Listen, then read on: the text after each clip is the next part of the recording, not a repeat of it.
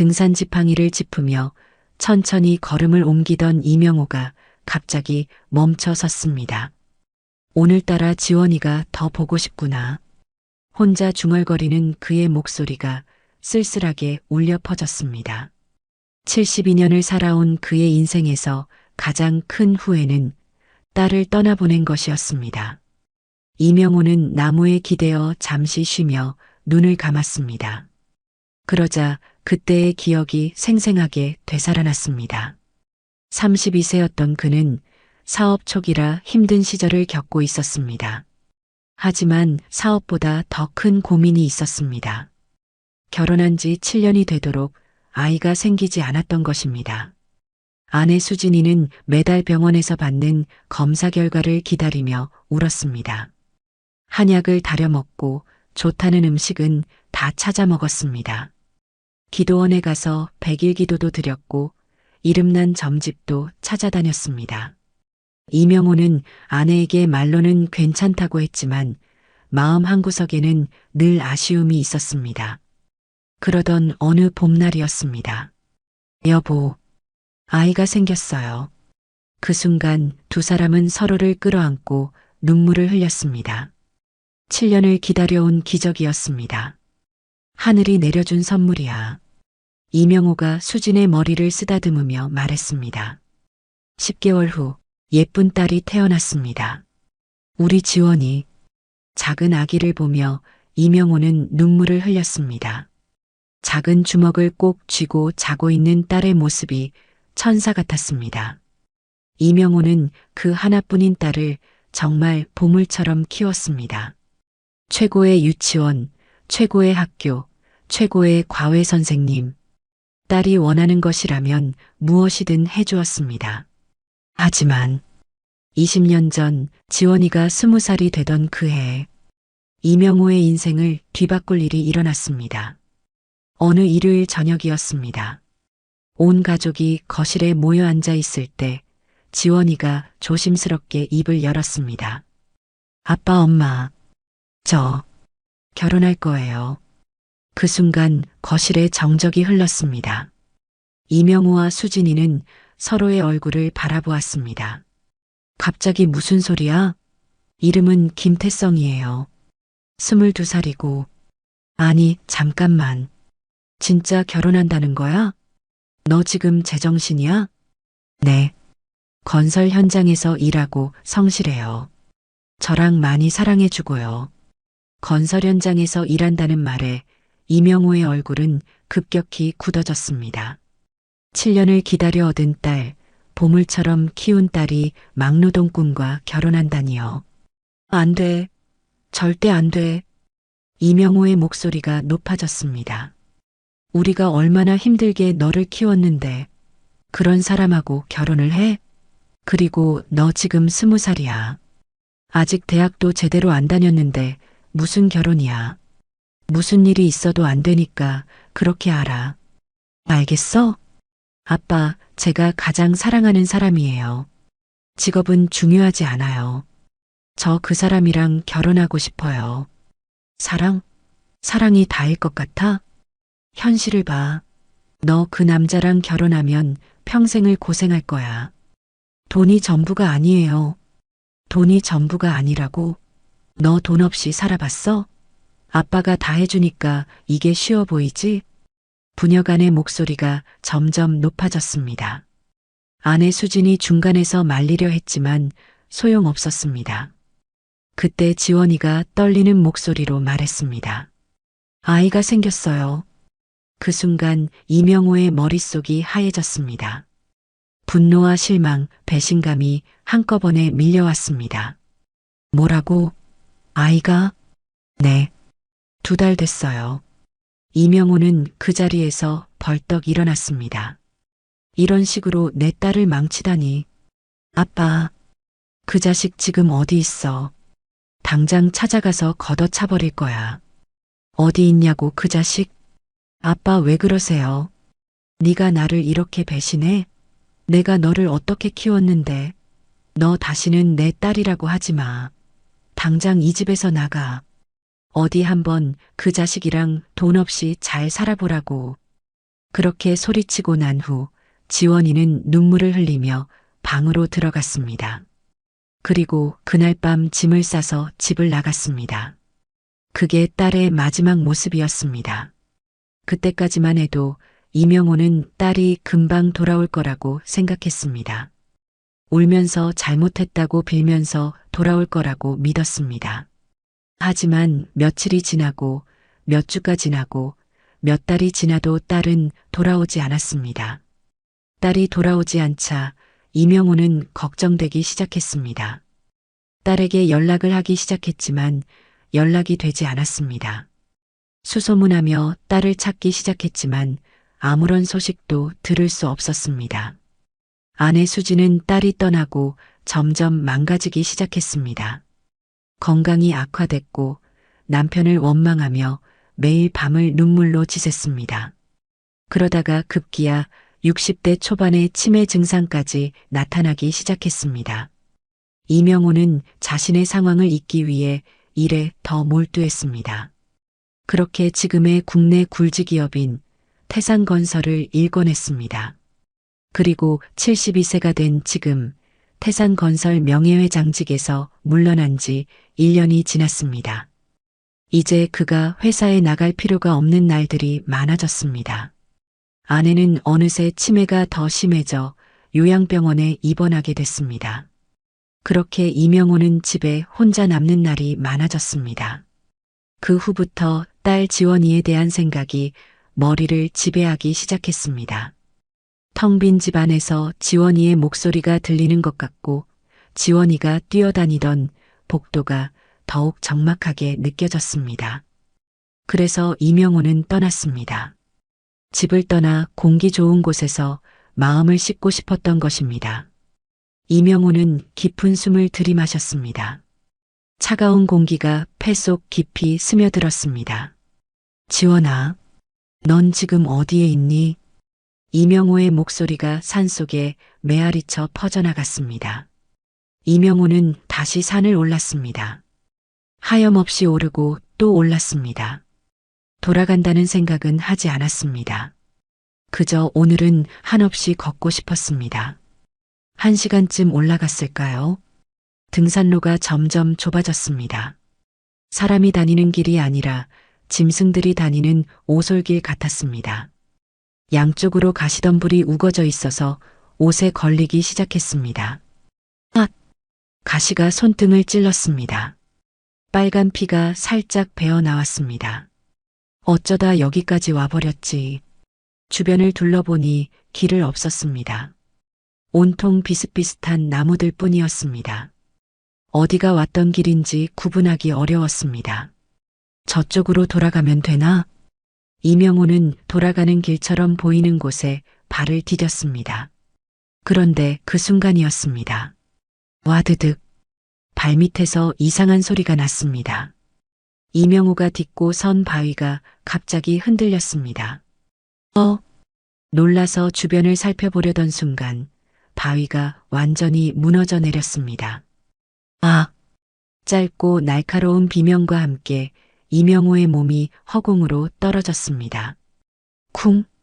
등부터 바위에 떨어졌습니다. 엄청난 충격이 온몸을 관통했습니다. 숨이 막혔습니다. 등골에 전기가 흐르는 것 같은 아픔이 몰려왔습니다. 신음소리밖에 나오지 않았습니다. 몸을 움직이려 했지만 마비된 듯 꿈쩍도 하지 않았습니다. 다리의 감각도 느껴지지 않았습니다. 희미해진 정신을 붙잡고 주머니에서 핸드폰을 꺼냈습니다. 119에 신고해야 했습니다.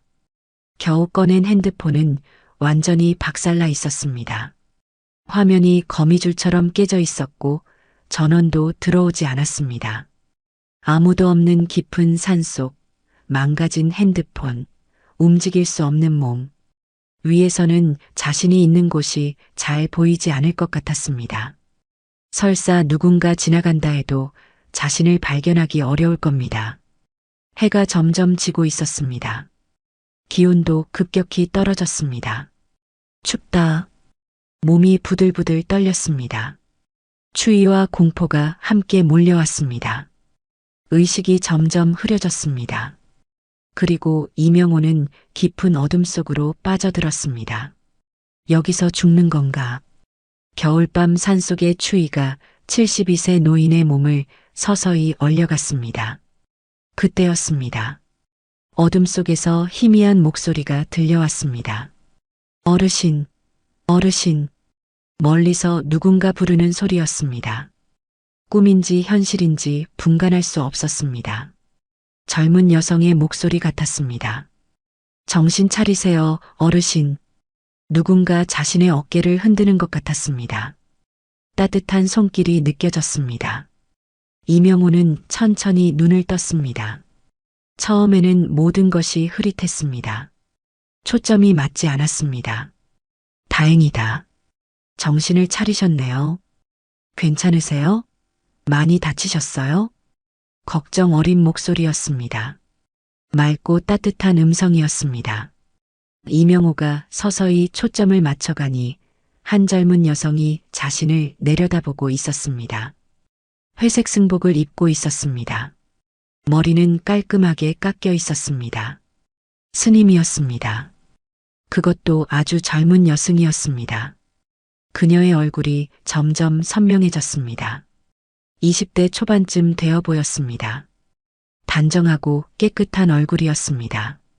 눈매가 선명했습니다. 코는 오뚝했고 입술은 작고 예뻤습니다. 무엇보다 표정이 선량해 보였습니다. 낯선 노인을 걱정해주는 따뜻한 마음이 얼굴에 그대로 드러나 있었습니다. 그런데 그 순간 이명호의 가슴이 쿵 하고 뛰었습니다. 지원이? 그 순간 이명호의 의식이 다시 흐려지기 시작했습니다.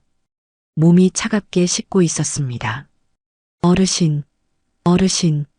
여승의 목소리가 점점 멀어졌습니다. 그리고 이명호는 다시 깊은 어둠 속으로 빠져들었습니다. 법수스님, 빨리 오세요. 여승이 큰 소리로 누군가를 불렀습니다.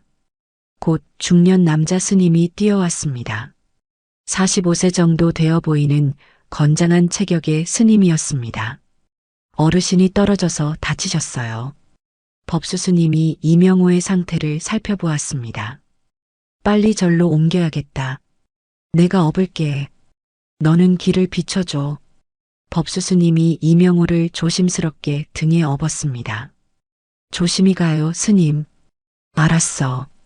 너도 발밑 조심해. 두 스님은 조심스럽게 산길을 내려갔습니다. 30분 정도 걸어서 청운암에 도착했습니다. 작지만 정갈한 절이었습니다. 법수스님이 이명호를 작은 방에 눕혔습니다. 따뜻한 이불을 덮어주고 베개를 받쳐주었습니다. 여승은 물과 수건을 가져와서 이명호의 얼굴을 닦아주었습니다. 상처가 있는지 확인하고 체온이 너무 떨어지지 않았는지 살펴보았습니다. 여승은 이명호 곁을 지키며 밤을 새웠습니다. 그리고 새벽이 밝아왔습니다. 이명호는 천천히 눈을 떴습니다. 처음에는 여기가 어디인지 몰랐습니다. 천장을 올려다보니 나무로 된 석가래가 보였습니다. 옆을 보니 깨끗한 한지로 바른 벽이었습니다. 어디선가 은은한 향냄새가 났습니다. 몸을 일으키려다가 아이고 소리가 났습니다. 등과 다리가 몹시 아팠습니다. 어제 떨어졌던 것이 생각났습니다. 정신이 드셨군요. 옆에서 차분한 목소리가 들렸습니다. 고개를 돌려보니 60대 중반 정도 되어 보이는 스님이 앉아 계셨습니다. 자비로운 얼굴에 따뜻한 미소를 짓고 계셨습니다. 저는 이 청운암의 주지 법원이라고 합니다. 정말 감사합니다. 죽을 뻔했는데 별 말씀을요. 법원 스님이 일어나서 작은 상을 가져왔습니다. 따뜻한 차 한 잔과 하얀 죽이 담긴 그릇이 올려져 있었습니다.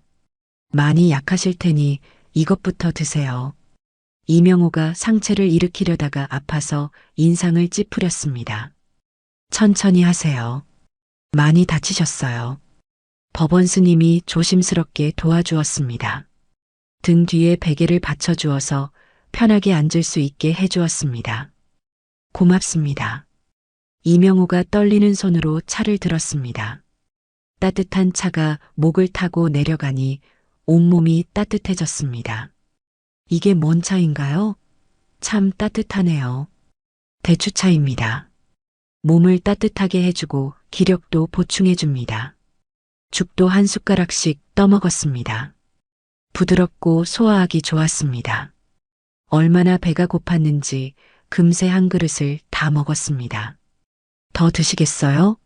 아니요, 충분합니다. 정말 맛있었어요. 기력이 조금 돌아오니 어제 일이 더 선명하게 떠올랐습니다. 특히 자신을 구해준 젊은 여승의 얼굴이 생각났습니다. 그 얼굴, 너무나 익숙했던 그 얼굴. 주지스님, 네, 말씀하세요. 어제 저를 구해주신 분은 여승이었던 것 같은데, 그분은 안 계십니까? 법원 스님이 고개를 끄덕였습니다. 아, 하늘 스님 말씀이시군요. 아, 그 여승이 하늘 스님이시군요. 내 본명이 하늘인데 그 뜻을 그대로 이어받아 법명을 하늘 스님으로 했습니다.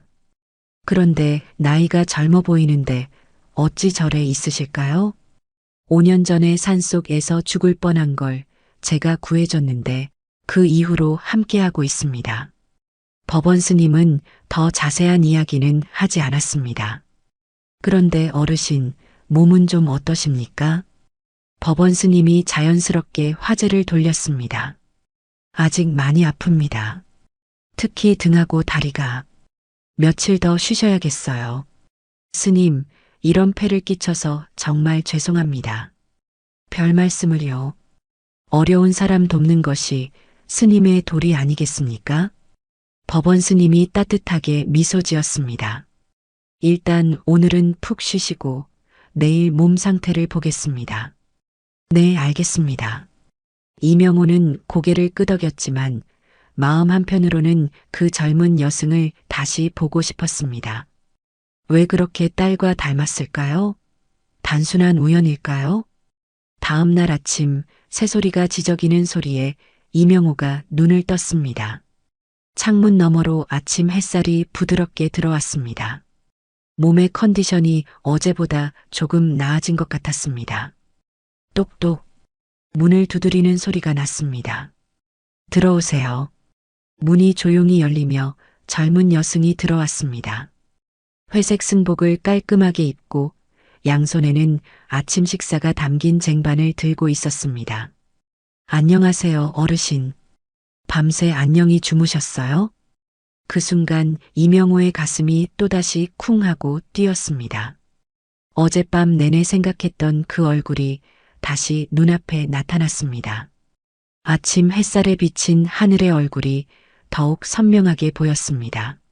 맑은 눈동자, 단정한 이목구비, 모든 것이 딸 지원이를 떠올리게 했습니다. 하지만 현실을 파악하고 곧 고개를 저었습니다. 딸은 40대고 여승은 20대. 나이가 맞지 않았습니다. 무엇보다 딸이 스님이 될 이유가 전혀 없었습니다. 그저 닮은 사람이겠지. 이명호는 애써 마음을 진정시켰습니다. 몸은 좀 어떠세요? 하늘이 쟁반을 작은 상 위에 놓으며 걱정스러운 표정으로 물었습니다. 목소리에서 진심 어린 관심이 느껴졌습니다. 덕분에 괜찮습니다. 정말 고맙습니다. 생명의 은인입니다.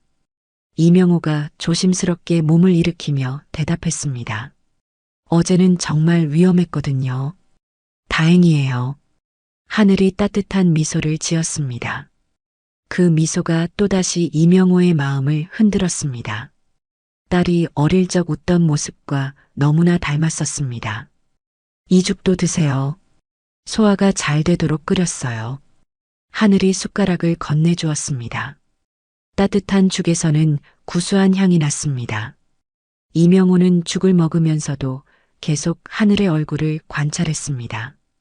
실례가 안 된다면 한 가지 여쭤봐도 될까요? 이명호가 조심스럽게 말을 꺼냈습니다. 네, 뭐든지 물어보세요. 하늘이 고개를 끄덕였습니다. 이렇게 젊은 나이에 어떻게 이곳에 오게 되신 건가요? 이명호의 목소리에는 진심 어린 관심이 담겨 있었습니다. 하늘이 잠시 망설였습니다. 찻잔을 두 손으로 감싸 안으며 잠시 멀리 산을 바라보았습니다. 사실은 하늘이 천천히 입을 열었습니다. 목소리가 조금 떨렸습니다. 제 이야기가 좀 길어요. 그래도 괜찮으시면. 물론입니다. 시간은 충분해요. 이명호가 따뜻하게 미소 지으며 말했습니다. 저희 가족은 정말 행복했어요. 하늘의 얼굴에 잠시 따뜻한 미소가 스쳤습니다. 아버지, 어머니, 저. 가난했지만 사랑이 가득했죠. 아버지는 건설 현장에서 일하셨는데 힘들어도 집에 오시면 항상 웃으셨어요. 어머니는 집에서 바느질 일을 하셨는데 저를 무릎에 앉히고 동화책을 읽어주시곤 했어요. 하늘의 목소리가 점점 작아졌습니다. 그런데 제가 5살 때 아버지가 돌아가셨어요. 일하시다가 사고로. 하늘의 눈에 눈물이 맺혔습니다. 그 후부터 어머니 혼자 저를 키우셨어요. 낮에는 공장에서 일하시고 밤에는 집에서 바느질을 하셨어요. 밤늦게까지 일하시면서도 항상 저에게 미안해 하셨죠. 하늘이 손수건으로 눈가를 닦았습니다. 엄마가 미안해. 이렇게 가난하게 널 살게 해서. 그런 말씀을 자주 하셨어요. 그러다가 어머니도 과로와 스트레스로 병에 걸리셨어요. 하늘의 목소리가 더욱 떨렸습니다. 결국 제가 8살 때 돌아가셨어요. 하늘이 울음을 터뜨렸습니다. 이명호도 따라서 눈물을 흘렸습니다. 8살에 부모를 모두 잃은 아이의 심정이 어떨지. 자신에게도 딸이 있었기에 더욱 마음이 아팠습니다. 그 후 보육원에 맡겨졌는데 그곳은 정말 지옥이었어요. 하늘의 목소리에 분노가 섞였습니다. 관리자들은 아이들을 때리고 욕하는 것이 일상이었어요. 조금만 말을 안 들어도 폭력이었죠. 제대로 된 보호는커녕 방임 상태였어요. 하지만 그것보다 더 끔찍한 것은 하늘이 잠시 말을 멈췄습니다. 너무 고통스러운 기억이었습니다. 악질 직원들에 의한 성추행과 성폭력이었어요. 어린 아이들이 저항할 수도 없고 신고할 곳도 없었어요. 이명호가 경악했습니다. 어떻게 그런 일이. 제대로 된 교육도 받지 못했어요. 학교는 보내주지만 숙제를 도와주거나 관심을 가져주는 사람은 아무도 없었어요. 그냥 방치 상태였죠. 몇 번 가출했지만 계속 잡혀서 돌아가야 했어요. 그럴 때마다 문제아로 찍혀서 더 심한 괴롭힘을 당했죠. 하늘이 보육원에서의 지옥 같은 시간을 떠올리며 몸을 떨었습니다. 15살이 되었을 때 더 이상 견딜 수가 없었어요. 그래서 도망쳤어요. 사실은 이 산에 죽으려고 왔어요. 죽고 싶으면 어떻게 해야 하지 하면서 그저 하염없이 걸었죠. 사실 어르신이 떨어진 그 근처에서 저도 죽을 뻔했어요. 정말요? 네, 저도 떨어졌어요. 그때 주지스님이 저를 발견하셨어요. 하늘의 얼굴에 감사한 표정이 스쳤습니다. 이곳에서 며칠 지내보니까 마음이 정말 편해지더라고요. 아무도 저를 때리지 않고 괴롭히지 않았어요. 그래서 주지스님께 말씀드렸어요. 스님이 되고 싶다고. 주지스님이 정말 놀라셨지만 제 마음을 이해해 주셨어요. 관할 경찰서에도 임시 보호 중이라고 신고해 주시고 정식 출가 절차도 도와주셨어요. 하늘의 목소리에 깊은 존경심이 담겨 있었습니다. 주지스님은 제게 아버지 같은 분이에요. 정말 존경하는 분이고 5년간 저를 진심으로 보살펴 주셨거든요. 이명호가 깊은 한숨을 내쉬었습니다. 참 기구한 사연이군요. 정말 안타깝습니다. 이명호의 목소리에 진심 어린 안타까움이 배어 있었습니다. 많이 힘드셨겠어요. 그 어린 나이에 그런 일들을. 하늘이 고개를 끄덕였습니다. 하지만 이제는 괜찮아요. 여기서 새로운 삶을 살고 있으니까요. 하늘의 긴 이야기가 끝나자 법원 스님이 이명호의 상태를 살피러 들어왔습니다. 몸은 많이 괜찮아지셨나요? 법원 스님이 이명호의 등과 다리를 조심스럽게 만져보며 말했습니다. 하루 이틀은 더 쉬셔야겠습니다. 무리하시면 나중에 후유증이 남을 수 있어요. 이미 많은 폐를 끼쳤는데 별 말씀을요. 천천히 회복하세요. 감사합니다. 그럼 며칠만 더 신세지겠습니다. 다음 날부터 이명호는 하늘 스님과 더 많은 시간을 보냈습니다. 아침 일찍 하늘 스님이 아침 식사를 가져오면 함께 차를 마시며 이런저런 이야기를 나누었습니다. 하늘 스님도 처음에는 조심스러웠지만 점점 마음을 열고 편안하게 이야기했습니다. 어르신은 어떤 일을 하세요? 하늘이 호기심 어린 표정으로 물었습니다. 건설업을 했어요. 태산건설이라고. 혹시 들어봤나요? 아, 그 큰 회사요. 그럼 어르신은 사장님이신가요? 뭐 그런 셈이죠. 지금은 은퇴했지만 어느 날 오후에는 하늘 스님이 법당에서 무언가 작업하는 모습을 보게 되었습니다. 무엇을 하고 계신가요? 이명호가 조심스럽게 법당에 들어가며 물었습니다. 불상을 조각하고 있어요. 하늘이 손에 들고 있던 조각칼을 보여주었습니다. 나무 불상이 거의 완성되어 가고 있었는데 그 솜씨가 보통이 아니었습니다. 와, 정말 대단하네요. 이걸 혼자 만드신 거예요? 이명호가 감탄하며 불상을 자세히 살펴보았습니다. 섬세한 표정, 우아한 손의 모양, 옷자락의 주름까지 모든 것이 살아있는 것 같았습니다. 네, 주지스님이 가르쳐 주셨어요. 처음에는 서툴렀는데 계속 하다 보니 조금씩 늘었어요. 조금씩이라니요? 이건 예술 작품이에요. 정말 재능이 뛰어나네요. 하늘의 얼굴이 빨갛게 달아올랐습니다. 과찬이세요. 아직 부족한 점이 많아요. 그리고 이건 뭔가요? 이명호가 옆에 놓인 그림을 가리켰습니다. 불교 탱화였는데 색채가 아름답고 세밀했습니다. 탱화예요.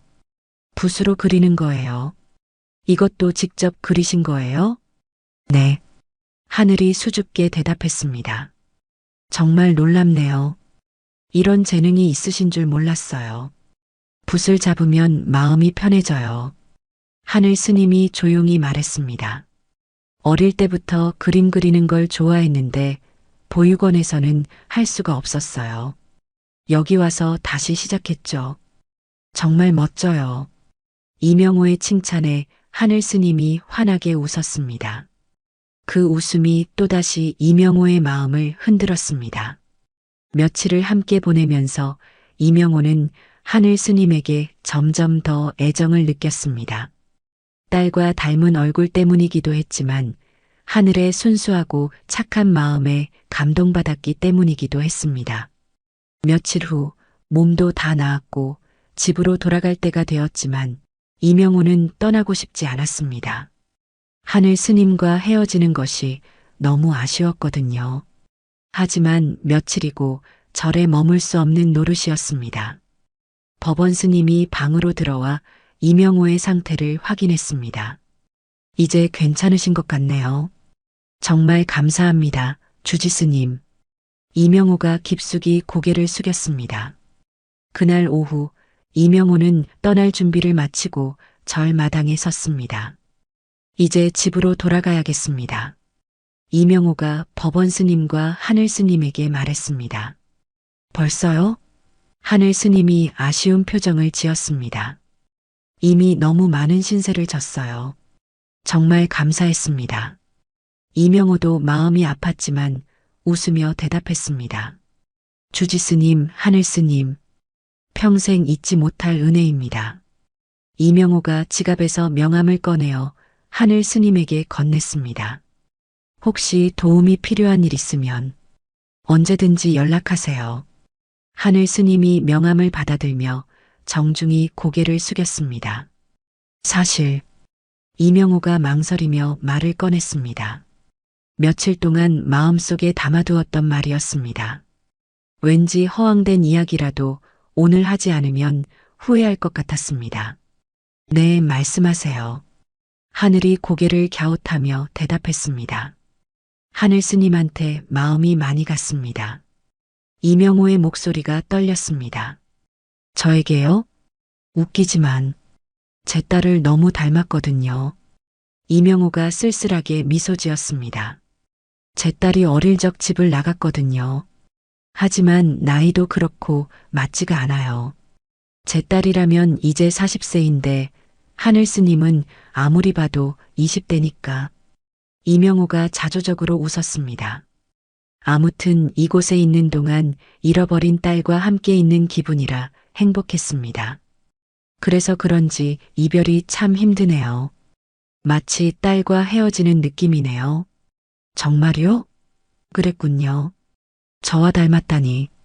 참 신기하네요. 네, 보시면 정말 놀랄 거예요. 이명호가 지갑을 꺼냈습니다. 저희 딸 어릴 적 사진이에요. 하늘 스님이 사진을 받아들었습니다.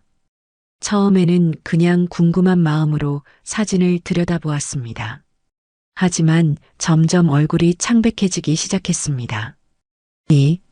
이게 하늘의 목소리가 떨렸습니다.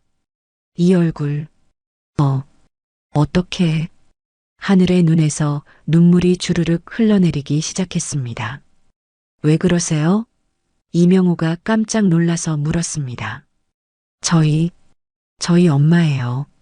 하늘이 떨리는 목소리로 말했습니다. 그 순간 이명호의 머릿속이 하얗게 변했습니다. 엄마, 이명호의 목소리도 떨렸습니다. 네. 하늘이 사진을 꼭 쥐고 눈물을 흘렸습니다. 이명호는 순간 모든 것을 깨달았습니다. 하늘 스님이 자신의 손녀고 스님이 되었다는 것. 그리고 딸 지원이는 이미 죽어 세상에 없다는 것. 내 손녀? 이명호가 믿을 수 없다는 표정으로 물었습니다. 지원이의 딸? 하늘도 믿을 수 없다는 표정으로 이명호를 바라보았습니다. 이명호의 머릿속에서 지난 며칠간의 모든 것들이 퍼즐처럼 맞춰지기 시작했습니다. 그리고 끔찍한 현실이 다시 한번 가슴을 파고들었습니다. 내가 딸을 쫓아내지 않았다면. 다리에 힘이 빠졌습니다. 20년간 품어온 희망이 한순간에 무너졌습니다. 딸을 다시 만나서 사과하고 화해하고 함께 살고 싶었던 그 모든 꿈들이 산산조각 났습니다. 감정의 폭풍이 72세 노인의 몸을 휩쓸었습니다. 할아버지, 하늘이 다급하게 소리쳤습니다. 이명호의 몸이 그대로 앞으로 쓰러졌습니다. 너무 큰 충격이었습니다. 어르신, 법원 스님도 달려왔습니다. 깨어나세요. 간절한 손녀의 목소리가 산속에 울려 퍼졌습니다. 그렇게 한참이 지났습니다. 할아버지, 손녀의 목소리에 이명호가 천천히 눈을 떴습니다. 처음에는 초점이 맞지 않았지만 점점 선명해지면서 하늘의 얼굴이 보였습니다. 할아버지, 괜찮으세요? 하늘이 걱정스러운 표정으로 이명호의 얼굴을 들여다보았습니다. 얼마나 울었는지 눈가가 빨갛게 부어 있었습니다. 이명호가 천천히 몸을 일으키려 했습니다. 법원 스님과 하늘이 양쪽에서 도와주었습니다. 아, 꿈이 아니었구나. 이명호가 중얼거리며 하늘의 얼굴을 다시 한번 자세히 보았습니다. 차라리 꿈이었으면 좋았을 텐데라는 생각이 스쳐 지나갔습니다. 정말 너는 내 손녀구나. 이명호의 목소리가 떨렸습니다. 20년 만에 처음 만난 손녀였습니다. 네, 할아버지. 하늘도 떨리는 목소리로 대답했습니다. 우리 지원이의 딸. 이명호가 하늘의 얼굴을 쓰다듬었습니다. 딸과 똑같이 부드러운 피부, 똑같이 따뜻한 체온이었습니다. 하지만 기쁨과 동시에 깊은 슬픔도 밀려왔습니다. 딸은 이미 이 세상에 없고 손녀는 가슴에 지울 수 없는 상처를 안고 있었습니다.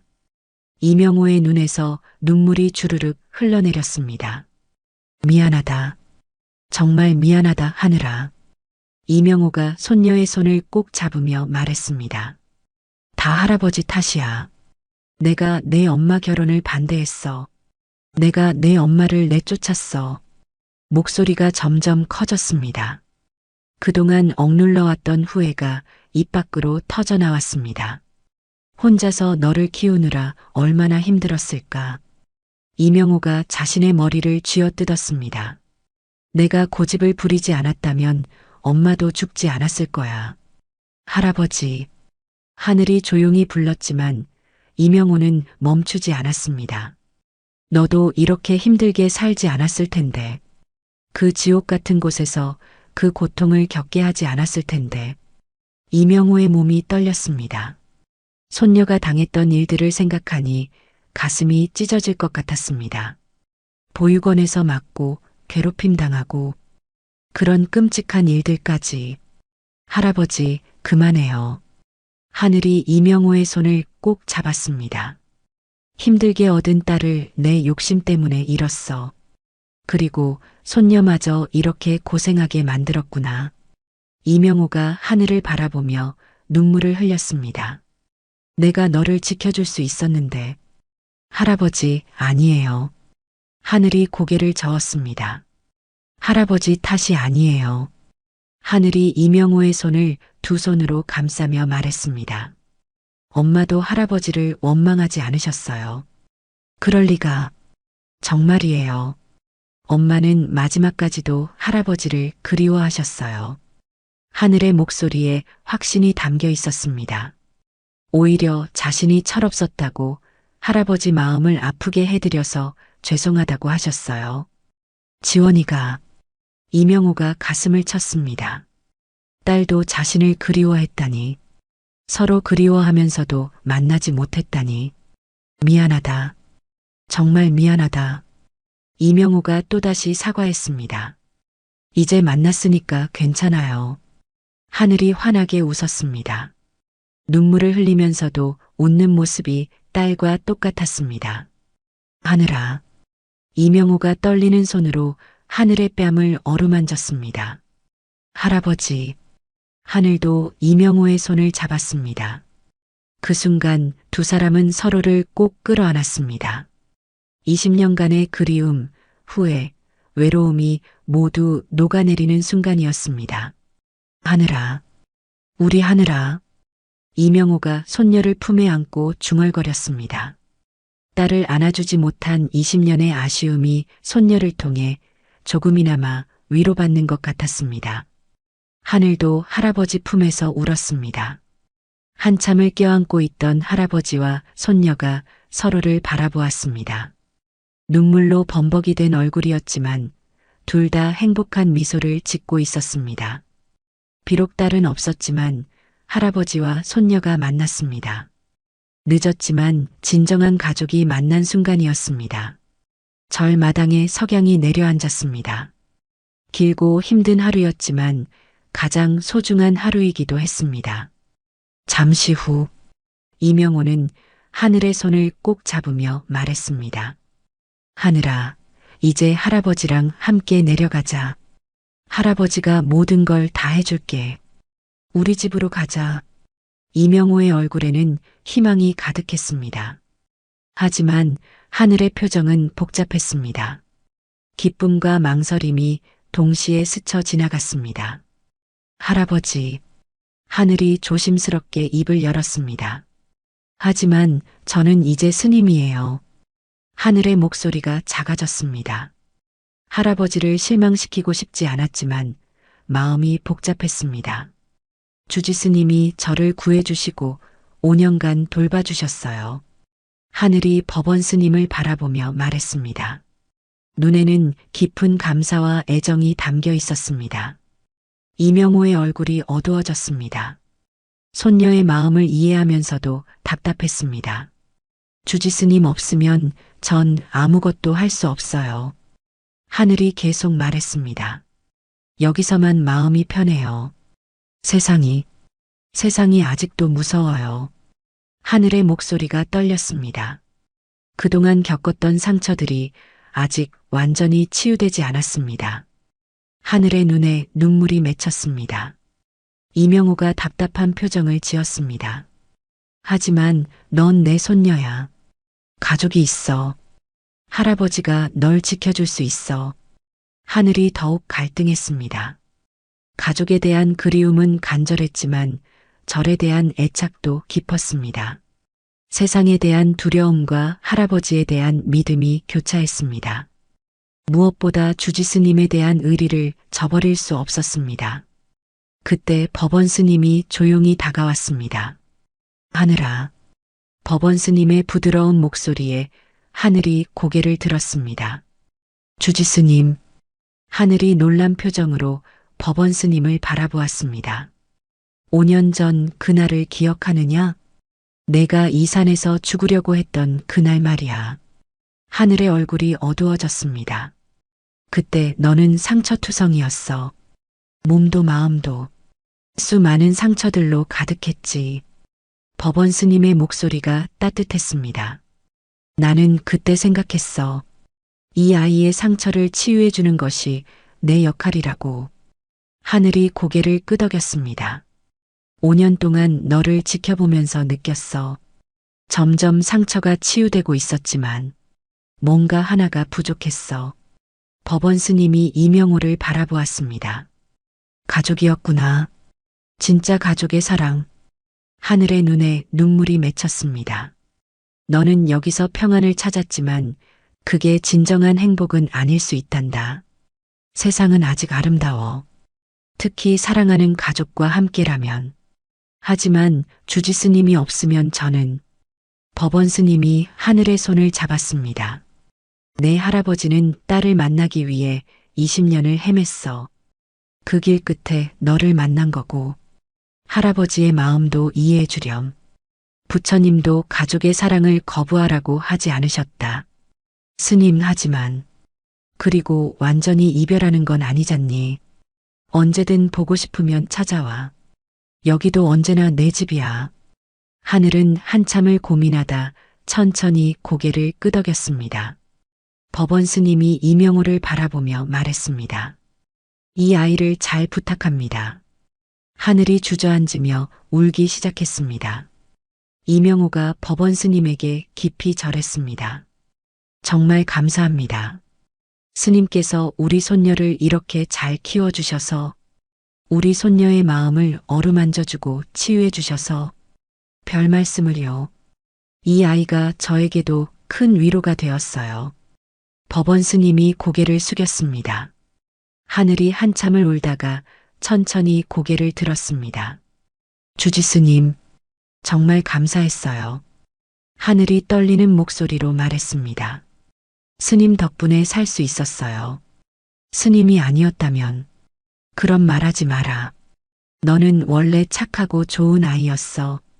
법원 스님이 하늘의 눈물을 닦아주었습니다.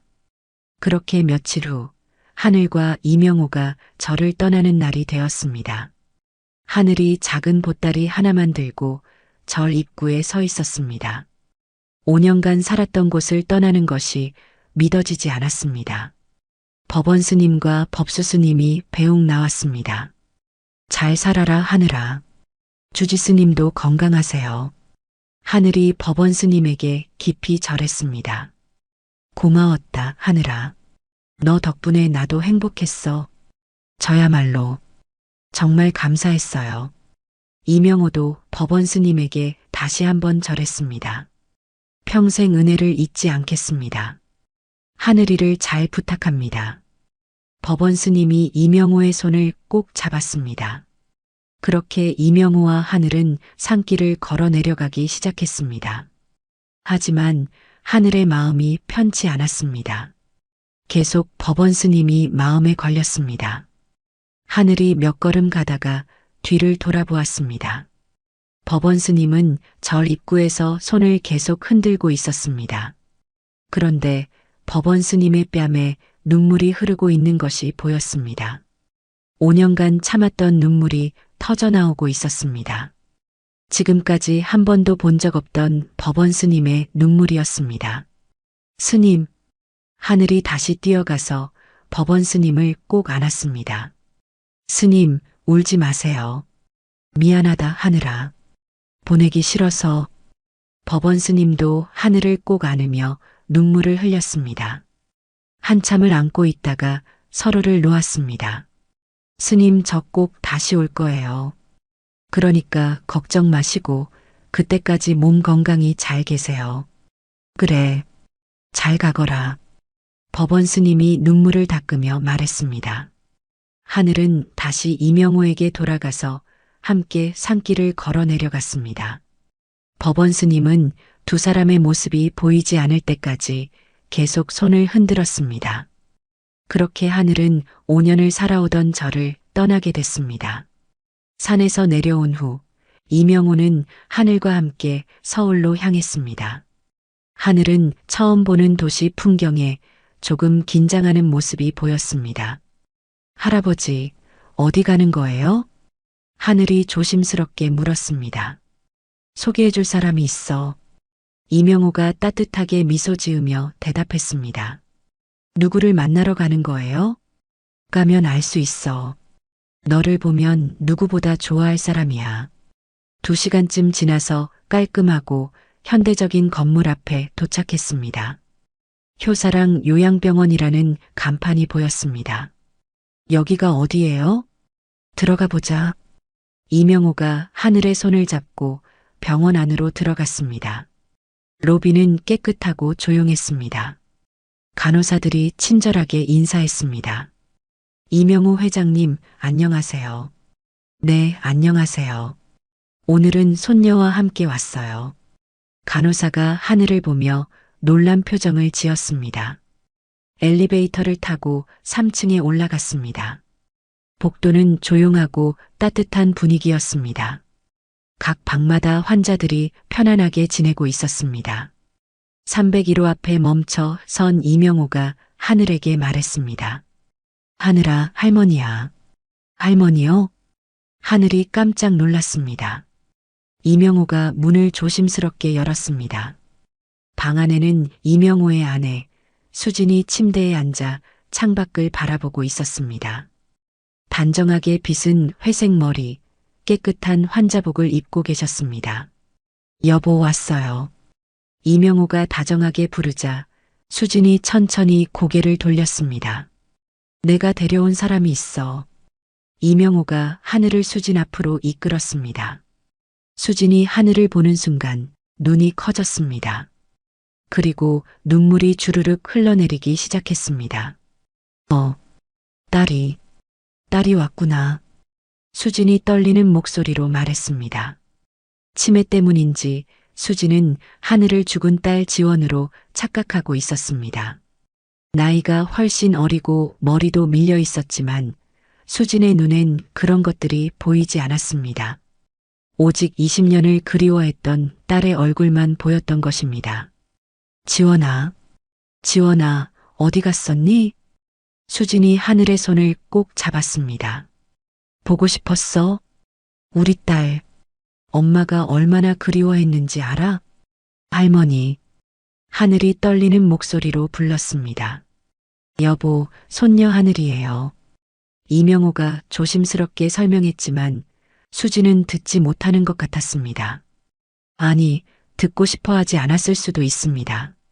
지원아, 왜 이렇게 늦었니? 엄마가 얼마나 기다렸는데.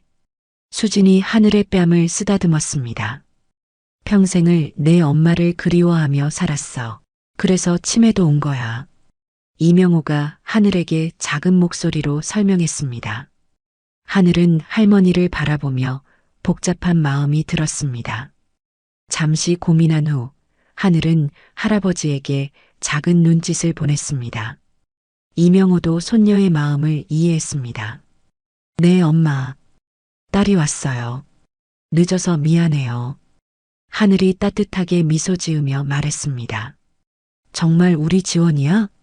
수진의 얼굴이 환하게 밝아졌습니다.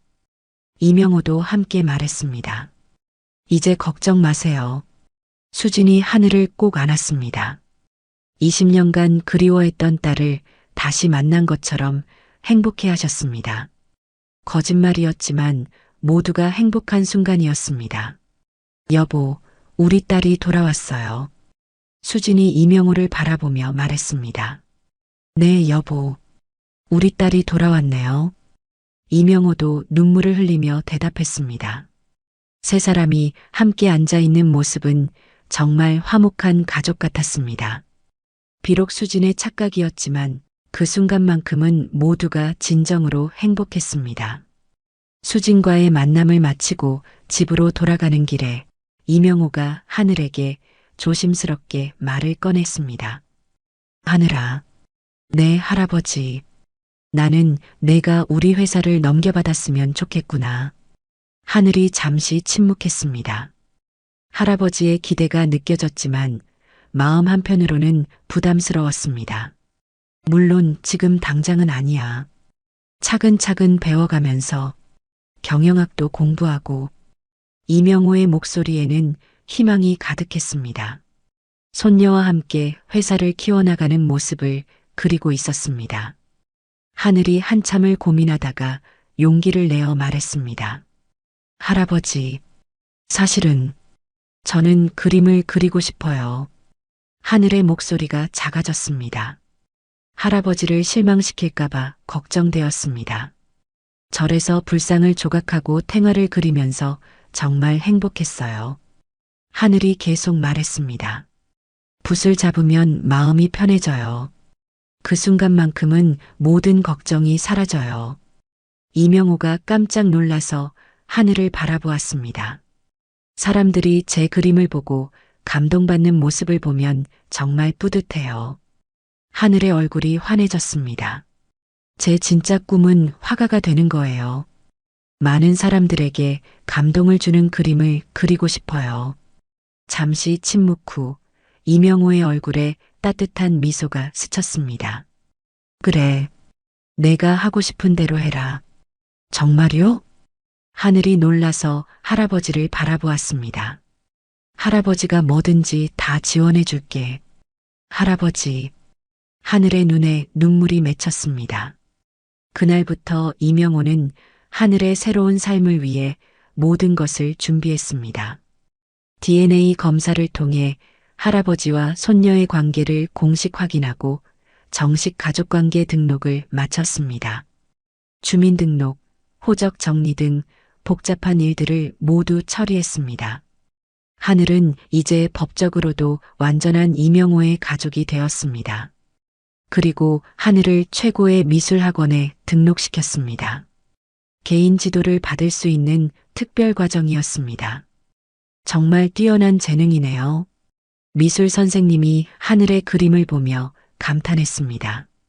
그렇게 4년이 흘렀습니다. 서울 인사동의 한 유명 갤러리에 많은 사람들이 모였습니다. 하늘 개인전, 상처에서 피어난 희망이라는 현수막이 걸려 있었습니다.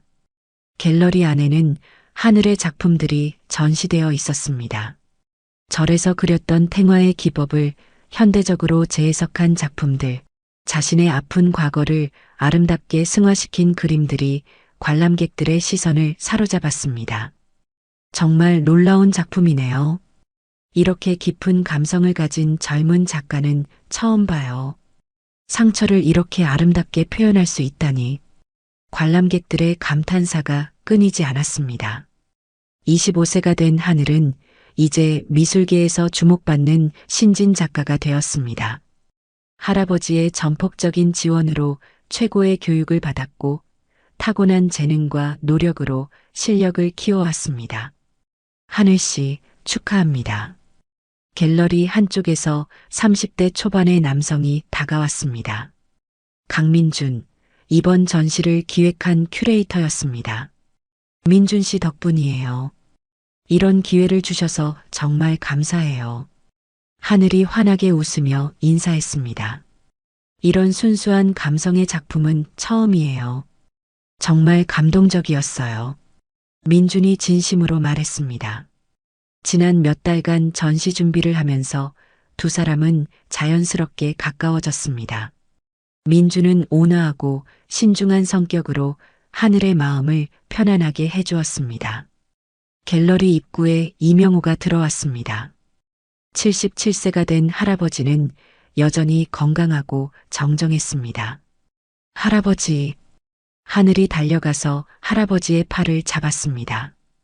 우리 손녀 정말 대단하구나. 이명호가 갤러리를 둘러보며 뿌듯해했습니다. 할아버지 덕분이에요. 아니야, 내 재능과 노력 덕분이지. 그때 민준이 다가왔습니다.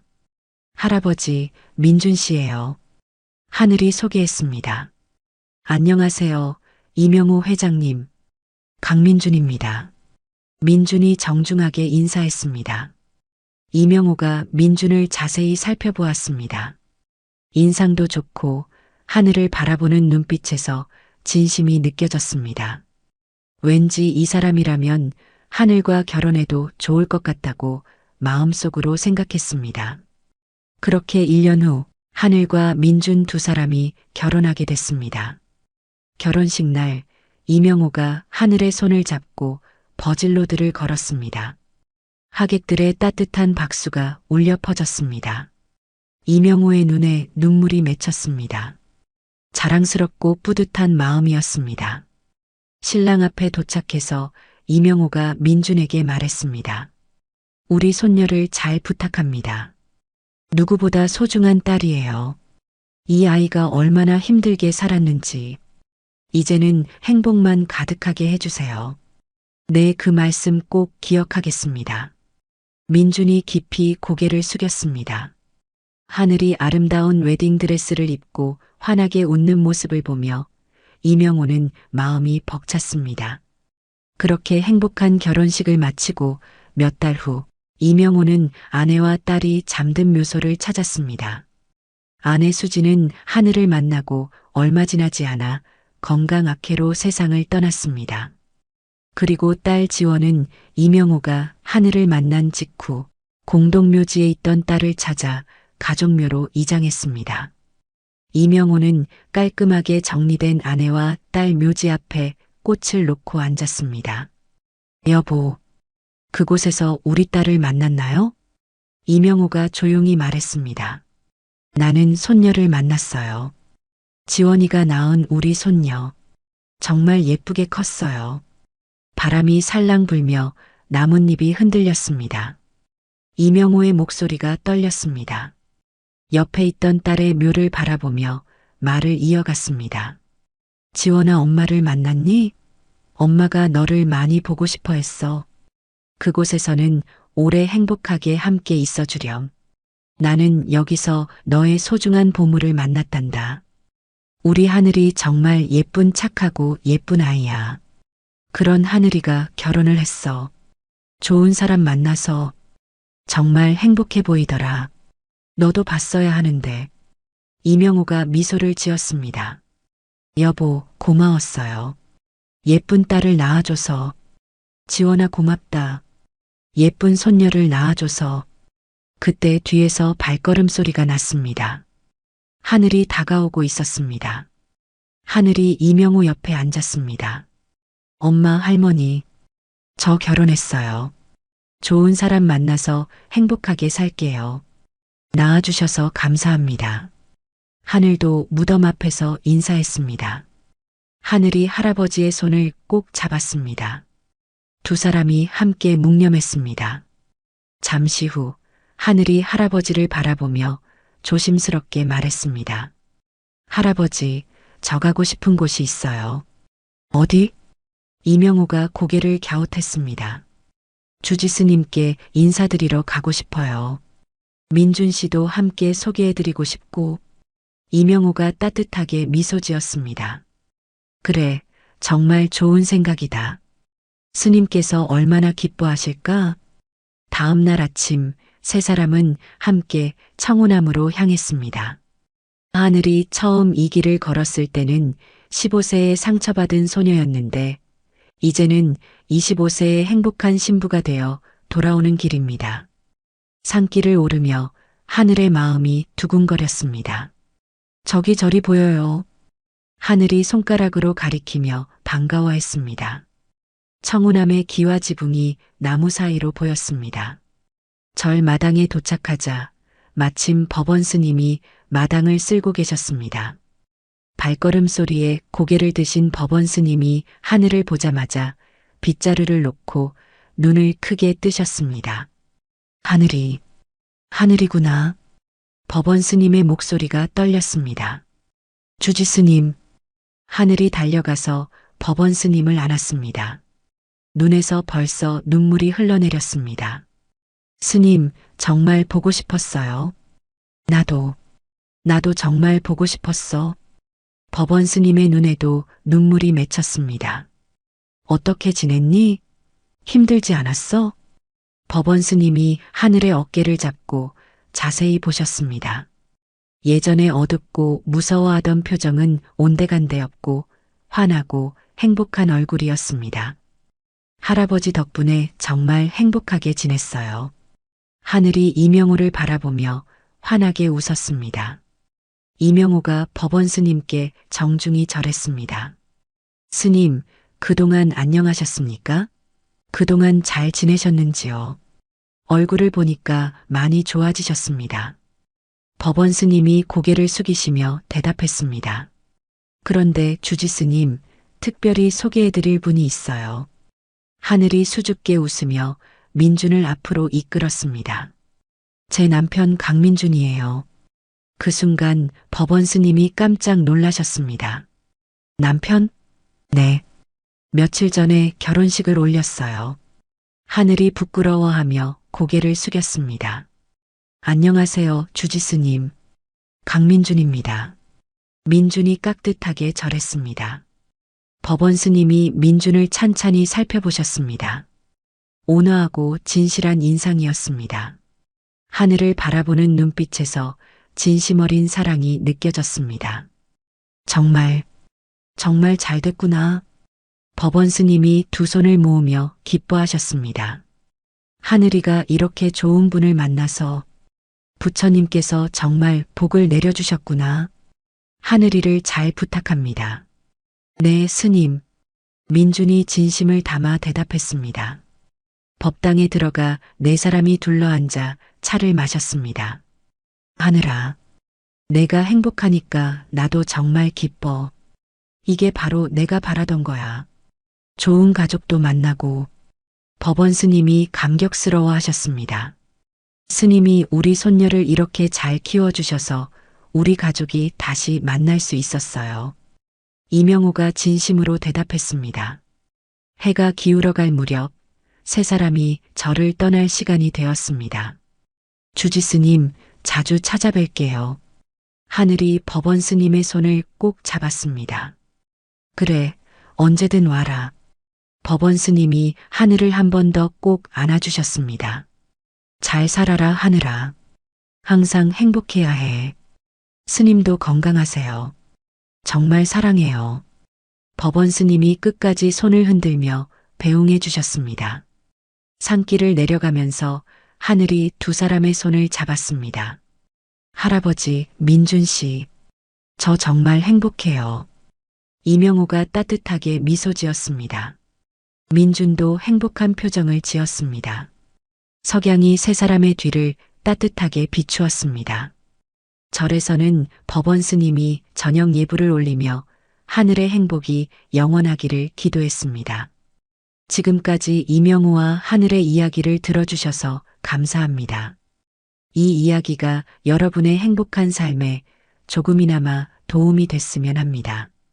오늘도 별일 없이 건강한 하루 보내세요. 지금까지 구름 같은 이야기였습니다. 감사합니다.